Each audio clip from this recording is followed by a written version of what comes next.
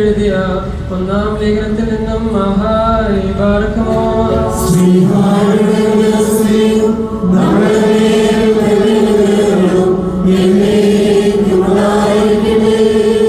സഹോദരന്മാരെ, കാലത്തെക്കുറിച്ചും നേരത്തെക്കുറിച്ചും നിങ്ങൾക്ക് എഴുതേണ്ട ആവശ്യമില്ല. നമ്മുടെ കർത്താവിന്റെ ദിവസം രാത്രിയിലുള്ള കള്ളൻ എന്ന പോലെ ആയിരിക്കും എന്ന് നിങ്ങൾക്ക് എഴുതേണ്ട ആവശ്യമില്ല. അവർ സമാധാനവും ശാന്തതയും ഉള്ളതായി പറയുന്ന അവസരത്തിൽ തന്നെ ഗർഭിണിയുടെ മേൽ പ്രസവവേദന പോലെ പെട്ടെന്ന് വിനാശം അവരുടെ മേൽ വീഴും. അവർക്ക് ഒഴിവ് ഉണ്ടാവുകയുമില്ല.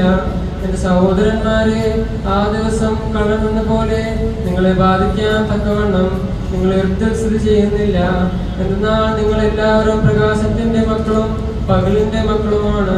രാത്രിയുടെ മക്കളും ഇരുളിന്റെ സന്തതികളും അല്ല. അതുകൊണ്ട് നാം മറ്റുള്ളവരെ പോലെ ഉറങ്ങരുത്. ഉണർന്നും സുബോധത്തോടെയും ഇരിക്കണം.